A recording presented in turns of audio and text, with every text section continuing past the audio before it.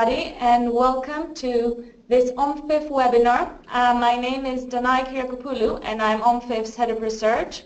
I'm joined by my colleague Ben Robinson, economist here at OMFIF, and we're here to present to you the findings of the latest report by OMFIF Research called Trump, Curse or Cure, where we ask about Trump's policies and their impact on the US economy.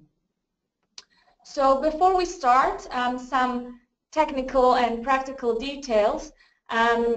If you're joining us on GoToWebinar, you can click on the on the top right corner of your screen.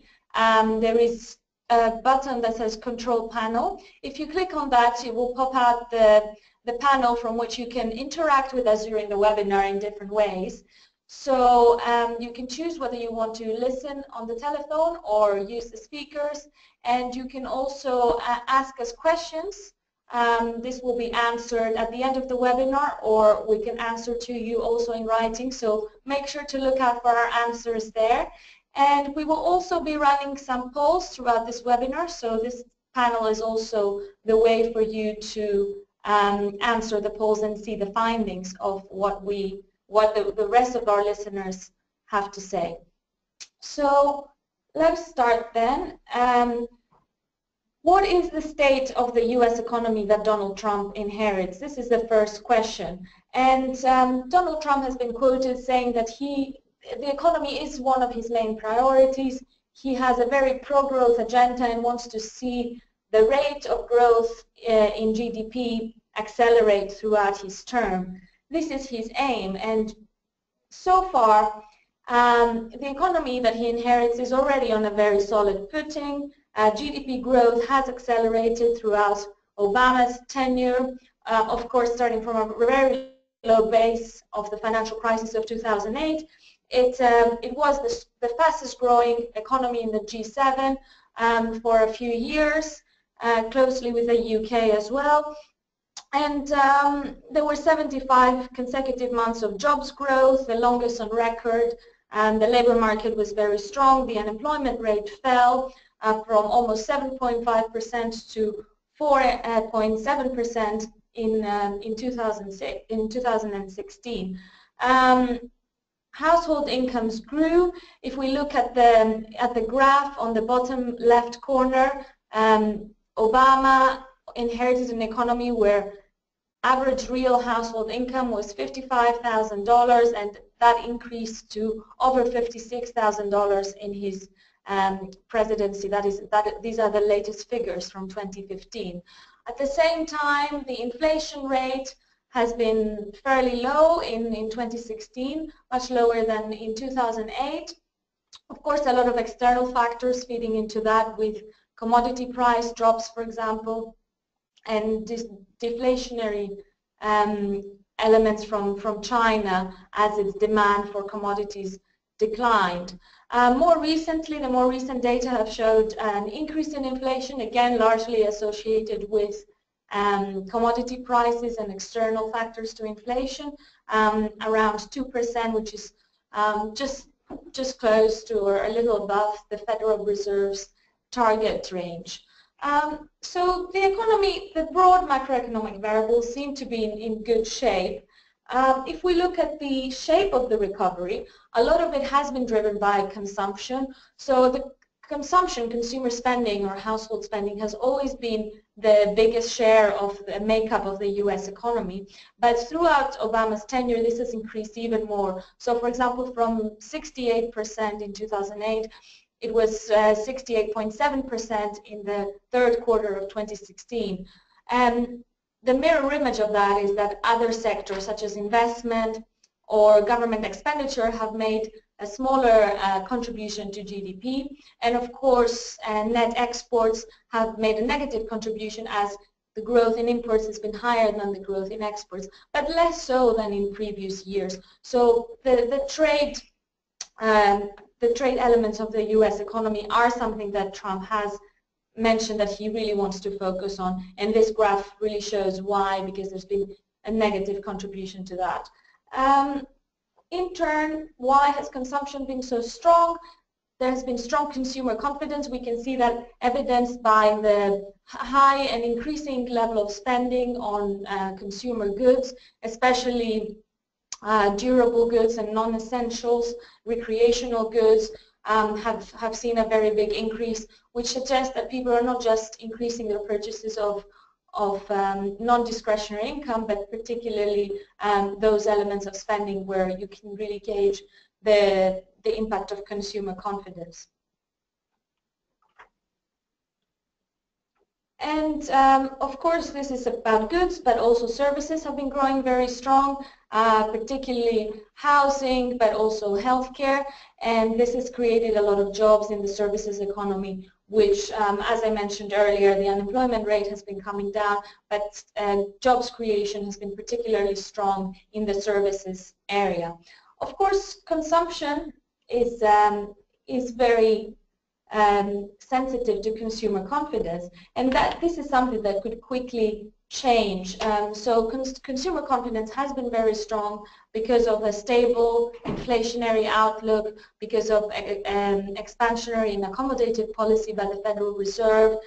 Rising inflation could constrain consumption and consumer confidence. And if we look here at the 10-year break-even annual inflation rate, the expectations for inflation have picked up quite sharply, particularly in relation to Trump's plans for a more expansionary attitude to fiscal policy and to a more heavier stimulus in terms of his fiscal plans. So this is what Trump inherits in terms of the economy, and he has proposed certain policies to address what he sees as the weaknesses of the US economy. So growth has been strong and employment has been falling, but the benefits of that have not really been evenly shared. The recovery is fairly unbalanced. It is too dependent on the consumer. Some sectors have fallen behind, particularly manufacturing, and as a result, certain states of the US, if we look at the geographical breakdown of growth, have also been left behind. So what does he actually propose to do in response to this state of the economy that he's receiving? So we will take you through the different areas of his policy, go through what he's proposing to do. Of course, there is no certainty as to what particular policies he will do in that range, but he has given a very clear direction in terms of where he wants to take his policies. And he has been very consistent throughout his time as a candidate, firstly as a fringe candidate, and then as the Republican nominee, then as a presidential candidate against Hillary Clinton in the presidential debates, as someone who won the election and then later was inaugurated. Throughout this whole time, he has kept very close to his lines, his original lines, in terms of what his broad direction will be, in terms of the areas of financial markets and regulation, monetary policy, fiscal policy, spending and taxation, immigration policy, and finally trade policy and international relations. So if we start with financial markets, then Trump has been very critical of the Federal Reserve and its policies, especially the accommodative stance that they have taken. He has claimed that they have artificially boosted the stock market, and that this is going to unravel in a bad way once the Fed is going to raise interest rates, which it has already started to do. So what did the data show in relation to that? Well, Trump does make an important point in the sense that the federal funds rate is now at a historic low. There have been some small interest rate rises more recently, but overall, if you put that in context of what rates used to be at over 6%, and then over 5%, then came down quite drastically and have stayed very low since. So the interest rate increases that we have seen recently, put in context, are actually not that dramatic, even though they have had a very big impact on the world economy in terms of a taper tantrum and emerging markets being impacted in particular, and we will see more about that later on.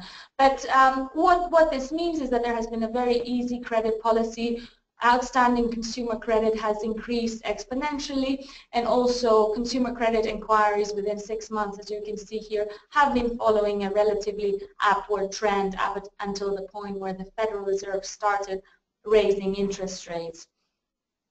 In turn, this has meant that loan delinquency has been following a downward trend because of the easy credit policies that the Federal Reserve has followed, and this is despite the overall rise in consumer credit. So there's been a rise in consumer credit, but at the same time a fall in delinquency. This is quite important, and this is something that could again turn around quite quickly.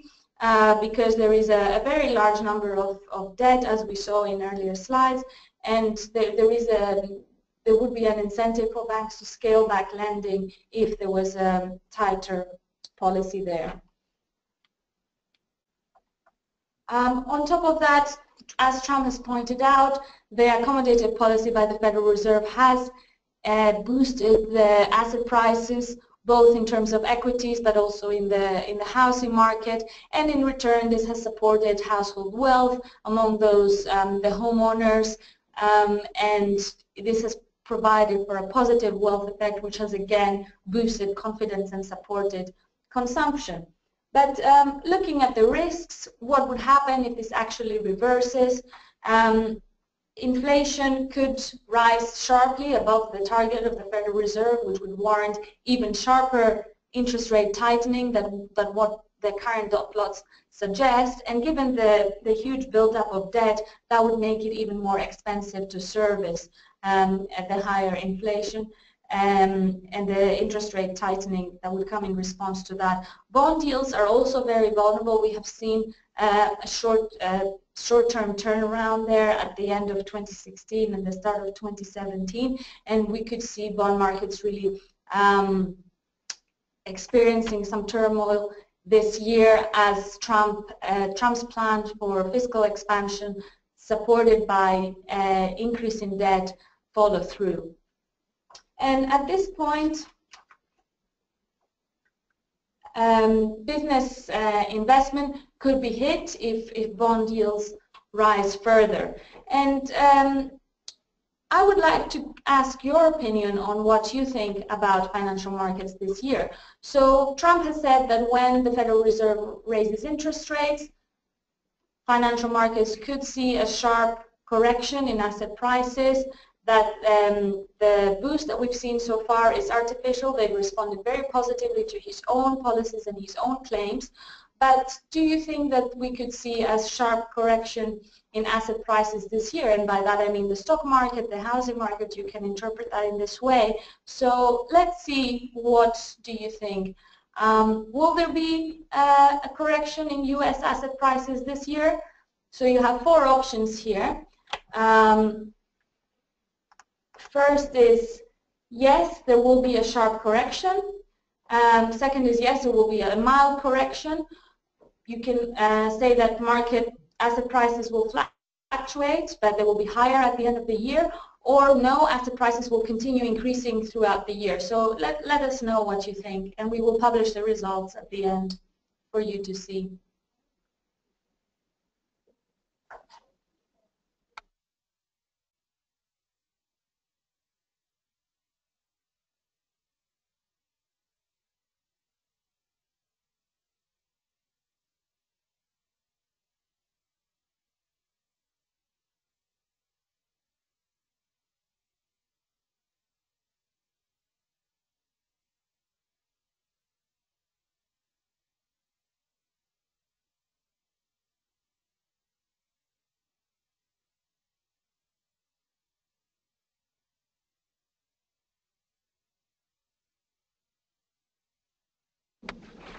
Okay, so 78% of you have voted, and we'll close the poll now and share the results.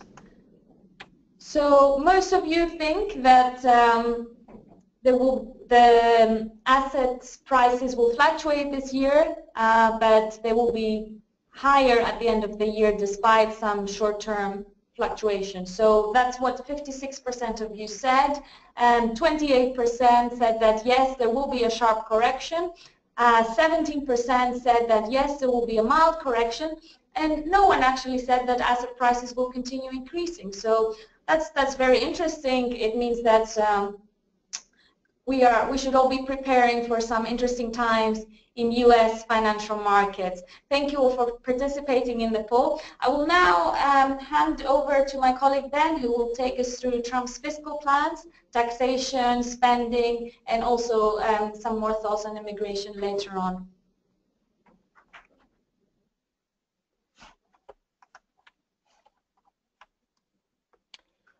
So tax policy was a major part of Trump's election campaign. He's promised to cut taxes for companies and for individuals, really to stimulate companies and consumer spending and investment, boost GDP, increase US competitiveness. The question is, it's not clear whether this will boost output enough to compensate for a shrinking tax base. And I mean, what this chart shows really is that individual income taxes and payroll taxes have really made up the majority of the increase in federal revenue since the crisis, which is, I think, a large part to do with the strong jobs growth that we've seen. Corporate taxes, however, have fallen really quite substantially. They make up about 9% of government revenue, and they're only about 1.6% of GDP. Now, this is down from over 30% and 6% respectively since the 1950s. So corporate taxes have been falling over time, and they will certainly do so further under Trump. Whether this will stimulate investment and boost profits really is quite an open question, because this 35% corporate tax rate, although it is among the highest of developed countries, not many companies really pay this full rate. There are many tax deductions, tax credits, and so on, which mean that the actual rate is in the high 20s, which puts it in the range of its other countries in its development bracket. Beyond that, many of the internationally operating companies from the US actually book a lot of their profits offshore, which they don't pay taxes on anyway. And so, again, cutting taxes is not really going to increase revenue from these sources. Where it may do so is if there's a fairly substantial repatriation of these profits due to a lower tax rate.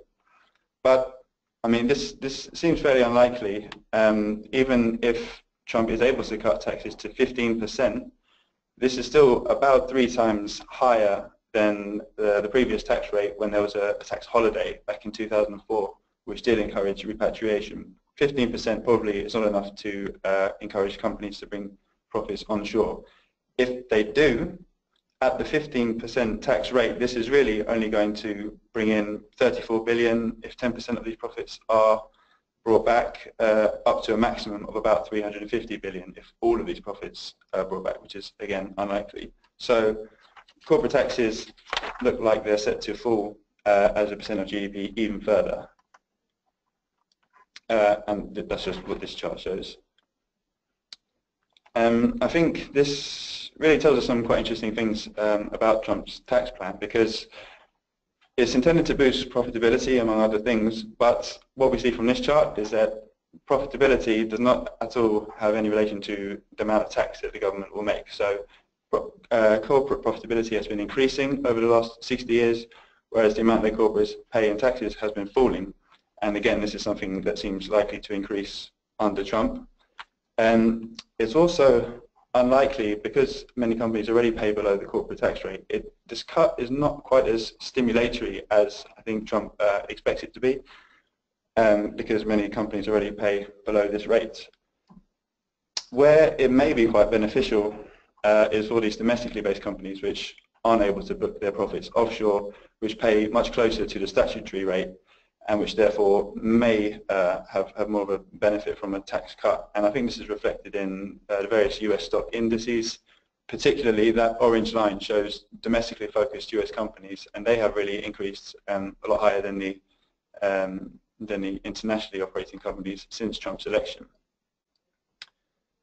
However, this is not taking into account the effect that Trump's trade policies, for example, will have on US companies. If other countries raise tariffs as a result of what Trump has done, this will cause really quite serious problems for US companies, particularly those in agriculture, car manufacturing, and so on. So there are certainly risks involved in this strategy. So Trump's tax policies, curse or cure for the US economy, I think it really is quite a delicate balance that Trump's trying to achieve. The loss of revenue will need to be made up from somewhere, but the stimulatory effect of these policies are likely to be fairly limited. So there's potentially likely to be a decline in revenues, and this is likely to increase debt. Now, the story of the debt is likely to be quite a big one during Trump's presidency. What this chart on the left-hand side shows is really government spending has increased massively since the crisis, and mainly due to mandatory outlays for things like Medicare, Medicaid, Social Security, and other outlays. Now, Trump's going to find it quite difficult to reduce that because it requires a change in the law to bring down mandatory outlays. And even though he has a majority in the Senate, then he may find some political difficulties in trying to take away benefits from a lot of the people who may have voted for him. So whether that grey bar comes down, we'll have to see, but it's probably not likely to come down too far. On the other hand, Trump has promised to increase spending on defense and to increase it on non-defense spending. That orange line there represents, among other things, spending on education and spending on transportation, including the national highway system. Now, if both of these factors, or spending on these factors, increases, as Trump has said it will do, then clearly government outlays are going to increase. Not necessarily a bad thing when you look at the infrastructure deficit, the funding gap between what the funding that there is and the funding that is needed, especially for things like roads, bridges, and transit, as well as schools. And these are factors that fall within that. Currently, I think it's about 2% of GDP. And increased spending here, it's needed, basically. This chart, again, shows government spending on these factors is pretty much the lowest it's been for 30 years and is on a downward trend. Potentially, this could be beneficial if Trump increases spending here. Among its peer group, again, America is fairly low in terms of the quality of its infrastructure, and this has been declining over time. And of course, this declining quality has quite severe costs for the US economy as a whole and also for individuals. So we've got a delay in hours, wasted fuel, the dollar cost. The question is, Trump's infrastructure plan, will it solve these problems that he's highlighted, and they are very real? It's not quite clear that his plan will do that. In fact, this 82% tax credits to encourage private sector investment in infrastructure, really, it doesn't solve some of these big problems. Repairing infrastructure that already exists is not likely to generate a profit, so it's hard to see how this tax credit will encourage private investment. Infrastructure that doesn't generate a profit, like water infrastructure, rail, transit, similarly, it's hard to see how these factors will, companies will start to invest in them just because there's a tax credit. Then things like the electricity networks, more infrastructure investment is needed, but these are already profitable and companies already invest in them. Just giving them a tax cut to invest in something that they would do anyway is, it seems quite an expensive way to get infrastructure spending that would already happen.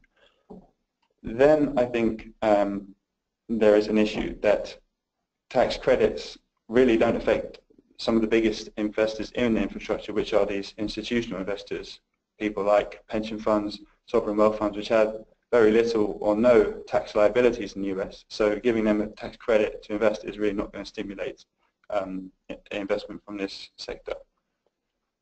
And then finally, in terms of the multiplier of this infrastructure spending, the size of the multiplier depends on the amount of economic slack, the monetary policy stance, and the efficiency of the spending. Now, with the tight labour force, rising interest rates, and the fairly late stage in the business cycle, it seems that this sort of extra effect of infrastructure spending is likely to be fairly low. So, with all of that said, I think it's important to ask the question, which brings us into our second poll. Is now the right time for the US to be pursuing expansionary fiscal policy, and is this likely to harm the economy, or is it the boost that is needed at this stage in the cycle?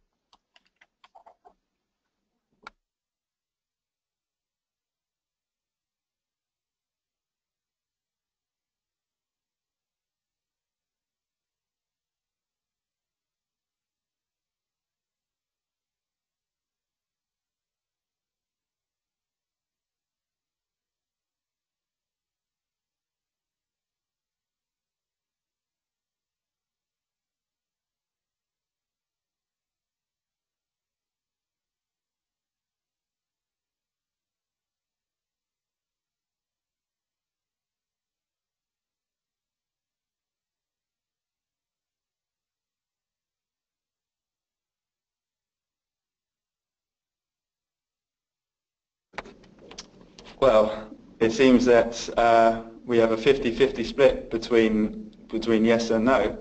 I think this highlights really the delicate balance that Trump does have to play here. There are costs and benefits of this approach, and I think that's reflected quite well in the split vote here. I'd also like to just take the time to remind the listeners that they can send in questions, which we'll be able to answer throughout the presentation and in the Q&A afterwards.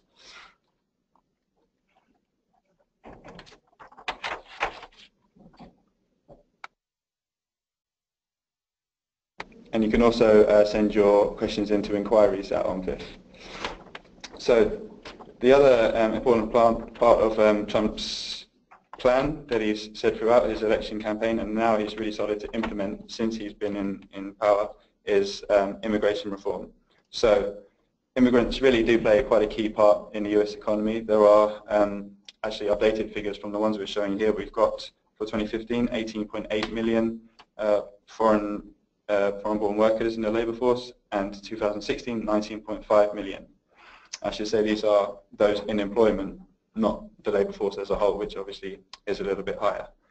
Now, immigrants really, they have boosted state tax revenues and employment figures, and they earn on average less than Americans, which is also fairly anti-inflationary.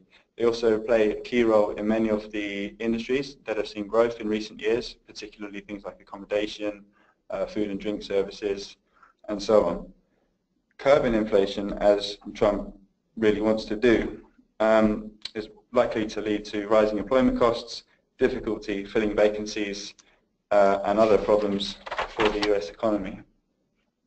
It will also likely impact on government revenues. We see in 2016, foreign-born workers contributed around 150 billion to state taxes. Now, this is likely to rise on current trends, but if Trump enacts basically an immigration cap, this will start falling. 10% reduction in foreign workers is about the lower level of the numbers that Trump has talked about, and we see almost a $20 billion revenue loss, and that obviously increases the more restrictive these policies are. Now, that assumes that immigration is capped evenly across all ethnic groups, but throughout the campaign, Trump has really targeted Hispanics and Latinos among other groups, and it's quite clear to see why when you look at this chart. They make up by far the biggest group of foreign-born workers in the US.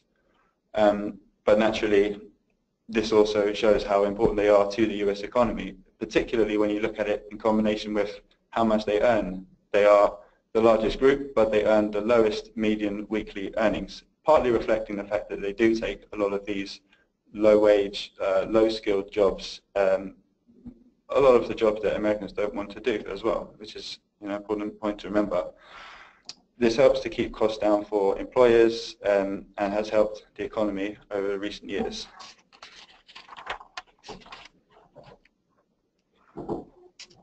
Although they earn the lowest average wages, because there are simply so many of them, they have the highest aggregated annual income out of any group, and they pay the second highest amount of taxes. This is just behind Asians, who earn around $1,000 a week, which is roughly double, and so they contribute quite a bit more tax. Apart from the impact on taxes, there is clearly going to be consequences for companies and employers of immigration restrictions. We see recreation, accommodation and food services being the highest employer for foreign-born workers, followed by professional and scientific industries, which really shows that immigration rules could cause strains at both ends of the skill spectrum. And on the one hand, you know, accommodation and food services aren't the aspirational jobs that Trump really promised to a lot of the people during the campaign. And it's, you know, it's hard to see how kicking out immigrants from these jobs will really help the local economy. On the other hand, these high-skilled workers, getting rid of foreign workers in these industries will require a massive investment in technological and educational training for US workers, which will have a very long lag time. You will need these foreign workers to fill the spaces, and you know, apart from anything else, Trump has not said much about how he plans to boost American skills. So this is something that really needs to be taken into account when looking at how many people Trump is going to kick out, what kind of people he's going to kick out, and what effect this will have on the US economy and also on the state level economy too. And these factors are just reflected in the difficulty that different industries have in filling roles. What's interesting is if you look at the grey bar, the orange bar on the left-hand chart there, these are some of the industries that have been most vocal against Trump's recent ban on immigrants from mainly Muslim countries, but also protesting against what this means, the stance this has for immigrants coming to the US. They know that these companies, these industries are very dependent on foreign workers and the skills that they bring, and they're very worried about what's going to happen if Trump reduces immigration. Among the major reasons that employers give for talent shortages is lack of available applicants, lack of hard skills, looking for more pay than is offered. None of these are going to be improved by reducing immigration and kicking immigrants out. So this is something that will need to be thought about for the future of the economy. And then I think this really is quite an interesting chart. The darker shaded states are the ones with the most highly educated foreign-born workers. And they're also the darker ones, the ones that are least supportive of Trump, least supportive of his travel ban. Those lighter colored states, particularly in the middle and to the north of the top of the graph, where there's really a lot of competition among low-skilled foreign-born workers for low-skilled domestic American-born workers, and also those are the states that voted very heavily for Trump. So I think it is important to keep in mind that this is a real issue that will need to be solved, this competition for the low-wage and the low-skilled workers in the US. However, again, focusing on immigration is just one side of it. He's also looked at trade, sure, but technological changes in industry and consumption patterns, all of this is having a massive effect on employment throughout the world, and particularly in the US. Among the major factors driving changes in employment growth over the next 5 years are likely to be things like artificial intelligence, additive manufacturing, 3D printing, and things like that. Immigration policy will not change this. It requires skills training and so on that Trump really has been more quiet about. Again, the industries that this is going to affect most are the ones that Trump has been most vocal about protecting, including construction and extraction industries and manufacturing and production.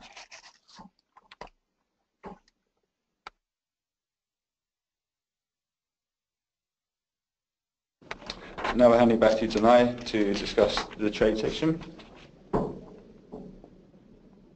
So we've seen what Trump's policies has been in terms of the domestic economy. Ben has taken us through his fiscal plans on spending and taxation, and we've just started to talk about Trump's implications for the world economy through his ideas about immigration, restrictions, and the other aspect of that is, of course, trade, which is something that Ben touched on. So here I have some quotes for you from Donald Trump himself as a candidate.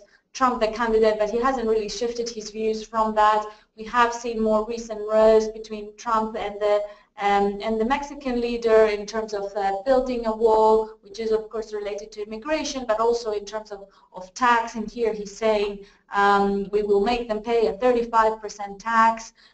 He's saying that he will label China as a currency manipulator, China running a 2% current account surplus according to the latest data, Germany also running a 9% current account surplus. So there is this tensions there between about currency manipulation that Trump has started to voice, about countries who see their currencies as a way to boost their export performance. So trade, we also saw Xi Jinping come out in Davos as the leader for globalization, and we have had a question by one of our listeners about the prospects for an import and tariff tax. I think Trump has stayed quite close to his line in terms of most of his policy areas, and while I think it is unlikely that we will see a full-on trade war with China, I think he could target specific product lines, specific sectors. For example, one of the states that swinged for Trump in the latest election was Virginia, which the area there of the Blue Mountains was hit very heavily from competition from China on wood products and wood furniture, for example. So you could see Trump putting a tariff on such products there. And the listener continues with what would that impact? What would be the impact of such an import tax on the U.S. economy? And the protectionism would, of course, help some sectors. The common argument in the economic literature is about protecting those industries that are so-called infant industries that need some protection in order to grow, but it's also about targeting the growth sectors, the ones that, not the ones that are dying, but the ones that over the long term will propel the U.S. economy to continue being the leading economy. And I think the sectors that Trump is really trying to protect are the ones that were left behind by globalization, but not really the ones that require, that are necessarily the more dynamic ones that will help the U.S. economy grow, and given the changing and the shifts in the global economy. So steel manufacturing, for example, from China, that is another area where we could see import tariffs, and generally more sectors on the manufacturing side rather than the faster growing services. So I would think overall, if these are the sectors that Trump targets to answer our listeners' question, then the impact would be negative. And moving on to the global economy, Trump's line has generally been one of we want to put America first. Other foreign countries have exploited our middle class. This may be through immigration that Ben was mentioning earlier, or through trade and unfair advantages through currency manipulation. So the things that he proposes to do that we already went through, how will they impact the global economy? So there are various ways, but what is important to keep in mind is that the U.S. is still the world's biggest economy. By some accounts, it is even the biggest. I mean, in PPP terms, according to the latest data, China did surpass the U.S., but whichever way to see it, it will happen sooner or later that China surpasses the U.S.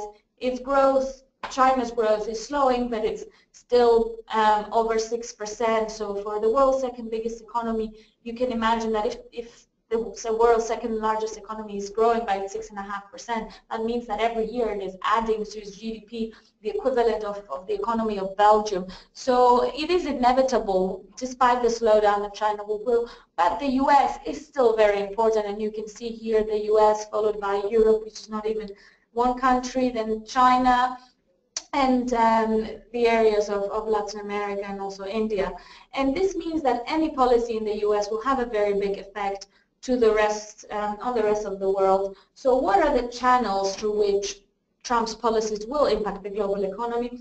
So we have done some research here in terms of which markets are most vulnerable to the rise of the dollar and the increase in the U.S. Federal Reserve interest rates, because this is something that Trump's policies will motivate. So to do that, we have created a metric that we call the OMFIF Emerging Market Vulnerability Index.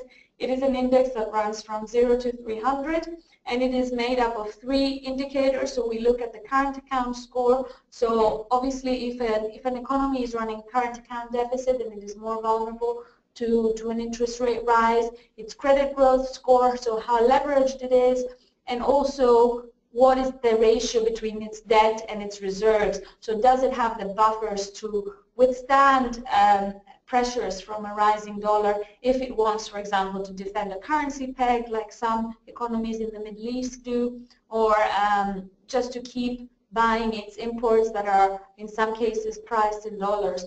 So we have here the list of the top 30 most vulnerable and the top 30 most resilient, and that is for economies across Africa, Latin America, and the Middle East. And you can see the ranking there, and also in particular which elements of the index justify the ranking that we have. So if we look at the most vulnerable, we have some African economies, Republic of Congo, Sudan, Mozambique, and Liberia really being the most vulnerable. Of course, they are small economies. It wouldn't pose a systemic risk, but for these economies, an interest rate rise in the US could prove particularly troubling. And also some Asian economies are included in this list of top 30, and some economies in Central Asia, in Eastern Europe, and in Latin America as well, Bolivia, for example. And if we look at the top 30 most resilient, you can provide some counter arguments there. And of course, this index is by no means a perfect measure of vulnerability. And the fact that Ukraine's credit growth score is low might not mean that it's not leveraged, and it has a prudential approach to debt. It might mean that there is no demand in its economy. So you need to take that with a pinch of salt. But overall, I think it provides a good guide in terms of who would be most hit. And if we look at the next slide, this shows the rankings for each of the regions that we have focused, that I mentioned earlier. So Africa, Asia, and Latin America, and the Caribbean. And again, in Asia, for example, you have economies that are more reliant on US imports, or that have a higher current account deficit or are not in surplus. And the key is still the one from the previous slide in terms of the orange being the credit growth score, the blue being the current account score, and the gray being the short-term external debt to reserves ratio. So that is one way through which Trump's policies will have an effect on the global economy. The other way is, of course, through the controls on immigration. Let's not forget that there are a lot of non-US nationals who live and work in the US. They're a big part of the US economy. Ben showed us earlier the slides of the Hispanics and Latinos, the Asians, that really contribute to the US economy through being a big part of the labor market for certain sectors. And the flip side of that is that all these workers do send a lot of money abroad in the form of remittances. And looking at the level of remittances here, you can see some research in terms of how much each country receives as a share of GDP, how important it is, and also in absolute terms. So in absolute terms, it is economies like Mexico, China, and India that get the most. So Mexico, for example, gets over $25 billion in 2015. This is when the latest data are from Mexicans living in the US, working in the US, who send money abroad. If this immigration was suddenly controlled very heavily, then all that money would stop flowing into the Mexican economy. There would be a sudden stop, and that would be in addition to any other pressures on the peso because of dollar strength. Of course, absolute terms, over 15 billion for China, that is nothing if you consider it in the grand scale of China's economy, but that's why we have on the right-hand side the chart showing the same thing, but as a share of GDP, just to show what is the actual importance of these remittances. So for an economy like Liberia or some Central American economies like Honduras or Haiti, it's around 15% of GDP. That is huge. I mentioned earlier that China's current account deficit, current account surplus is 2%. So you can imagine we saw earlier the makeup of US GDP and government spending was around 17%. So you can imagine 17% of GDP is what the US government spends. And in Liberia, Honduras, and Haiti, it's around 15% that is the remittances that they receive from their nationals in the United States. So this would have a huge impact on these economies. So this is where we would like to close, and we hope we have taken you through the main areas of Trump's policy. And I think it is a good time to ask you what you think, given what we said.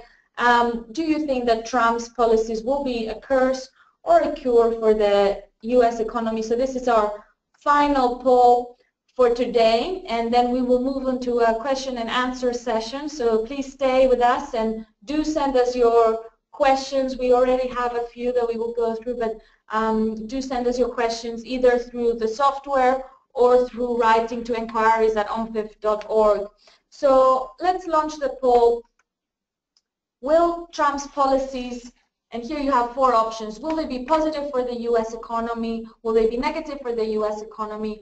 Or do you think that in the short term there might be some instability because there is uncertainty about what he will do, but ultimately the longer term effect will be a positive legacy for Trump, that he will ultimately manage to make America great again, as he wants to say?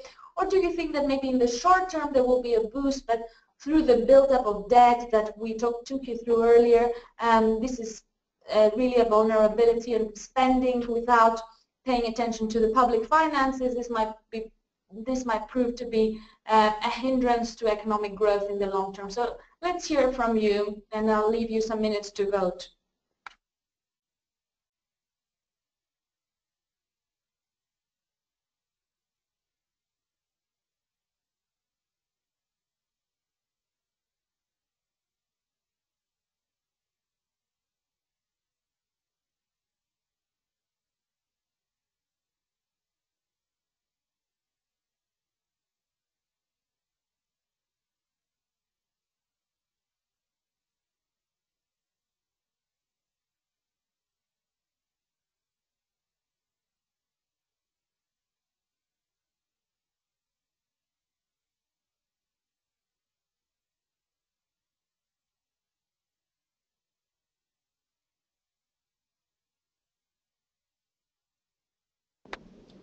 Thank you very much. So we're closing the poll now, and let's look at the results. So an overwhelming majority, 70% of you, said that Trump's policies will provide a short-term boost, but there will be negative long-term effects.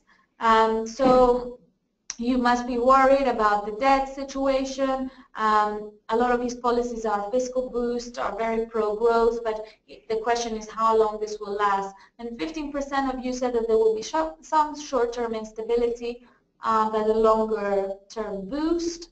10% that it will be negative for the US economy, and only 5% that it will be overwhelmingly positive for the US economy. So that is some cautious optimism. I guess we can interpret it like that. What do you think, Ben? Cautiously optimistic, I think so. I think it also highlights some of the difficulties that come from the policies that Trump has said. I mean, the idea that one thing will be a curse, another thing a cure for the economy, really, it reflects Trump's binary way of thinking about things. But we see the US economy as such a diversified place that really benefits in one place could really be negative in another place. Things that are beneficial for the US economy, as we've seen, as Danae has said, could be negative for the global economy. So I think this mixed answer really represents some of that difficulty. Okay, thank you very much. So we'll close the poll now, and let's move on to your questions. So we've had a question from one of our listeners saying, given the recent letter from several Republican congressmen warning Fed Chair Janet Yellen to withdraw from the Basel Committee, do you think Trump's administration represents a serious threat to the independence and political neutrality of the Federal Reserve? Well, Trump has certainly, I'll take this question, Trump has certainly made some worrying noise about the independence, not just of the Federal Reserve, but also of the judiciary, of institutions, of the media in the US in general. So I think there is a serious threat there, But when we think about financial regulation, it's important to keep in mind what Trump wants to do is repeal certain acts, bring in new regulation, but it's also about what the U.S. Financial services sector considers to be in its interest, and I think we haven't seen the full story there yet. So I would be reluctant to say that we are quite clear on what Trump wants to do there. He has said that he wants to have an agenda of deregulation, but at the same time he has spoken about asset bubbles in the U.S. Economy. So I think while there is a threat, we will have to see what the Federal Reserve does and whether that is in line with what Trump's policies are. So how about the next question then? We've had one question about how significant will be the impact of NAFTA renegotiation. I think this really is a key point, because although Trump very quickly said that he would withdraw from the TTIP free trade agreement with Europe, which was under negotiation, he withdrew from TPP, which is a Trans-Pacific free trade agreement. Really, this represents a lost opportunity, because these were trade agreements that had not yet entered into effect. NAFTA will be a very different story if Trump does start to renegotiate, and a similar story, you know, if he starts to want to change the rules at the WTO and things like that. I mean, the impact of a renegotiation of NAFTA, that would cut through supply chains across North America, which the US economy is heavily dependent on. Many of the manufacturing industries within the US manufacture basically inputs into things that get exported to Mexico, re-exported back to the US. If those supply chains get cut, if there is an increase in tariffs, and if trade basically, if the costs increase, that will have a significant impact on overall US manufacturing, on employment and other things. Again, we've had a lot of words but not much action from Trump on this, and it's not quite clear yet what direction he will take it in, but anything that disrupts it is likely to have a significant negative effect on the US economy, not to mention the Canadian and the Mexican economies as well as the countries that supply them.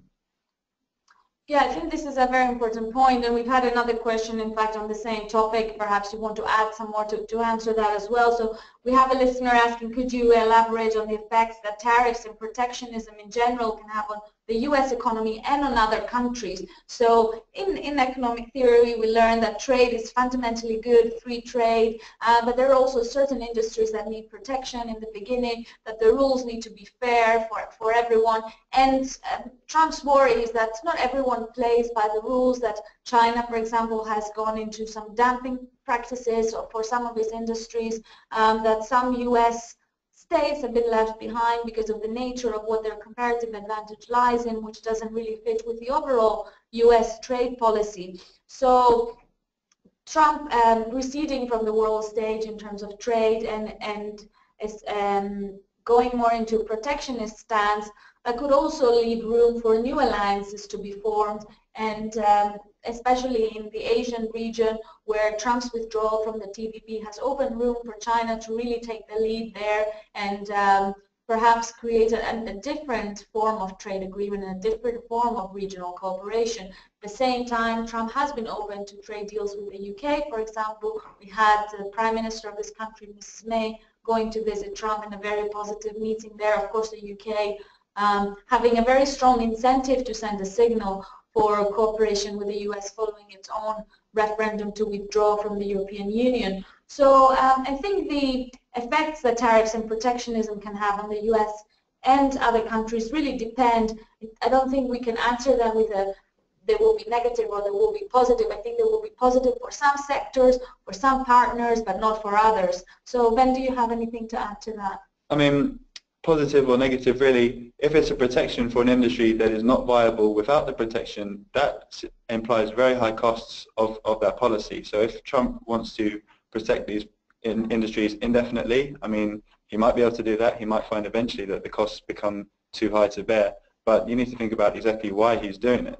I think protection for other industries that are viable but are facing unfair competition is another question altogether, and I think there are some cases where Trump's renegotiation could be beneficial. But in terms of the trade agreements that Trump is looking at instead, this UK free trade deal, it sounds okay, it sounds good, but we don't have very much information on it. In terms of the TPP and withdrawing from these regional free trade agreements, and especially in the case of the TPP where China is trying to step in, this is very bad news for the US, I think. I think it's safe to say that, because although we don't know so much about tariffs and so on, that's only one aspect of trade agreements. Another one is regulations, and where the US is driving these free trade agreements and they're setting the rules and the regulations for the trade in goods, and particularly in services at which the US economy excels, that puts it in a very strong position. Stepping back from that now, ceding that to countries like China who have different standards and who have different goals and objectives is very difficult, and so it is the US trying to export its services and goods into countries that have regulations set by China could create quite significant problems for the US economy further down the line. We just have another question about US protectionism against Canada. I mean, that's again, the two-way trade between those two countries means that increased tariffs against an important trade partner, a neighbor, will be very difficult, I think, for the US economy, very damaging. And we have time for one last question, and we have a question here about do you think that there is any fiscal room available for for a higher deficit? And if we think back at the slide that we presented earlier, I mean, debt to GDP ratio has increased significantly. This has been motivated by more spending and also very low interest rates. I think it's not a question of whether there is room for more fiscal deficit. If there is a productive use for spending, then it is in the U.S. economy's interest to do that. The cost of increasing the debt right now is very low. Borrowing costs for the U.S. are very, very low in historical terms.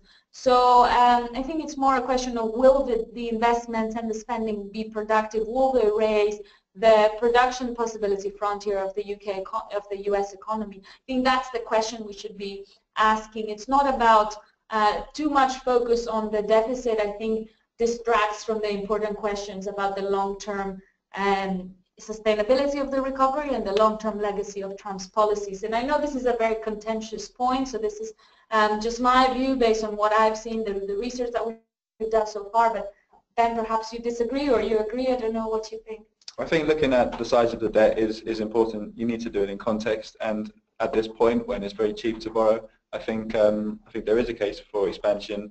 Again, coming back to the point about this infrastructure spending, if enough private sector investment is not able to be stimulated through these tax credits, the government will have to step in, and we're likely to see government spending on this increasing. Now, again, going back to the economic literature,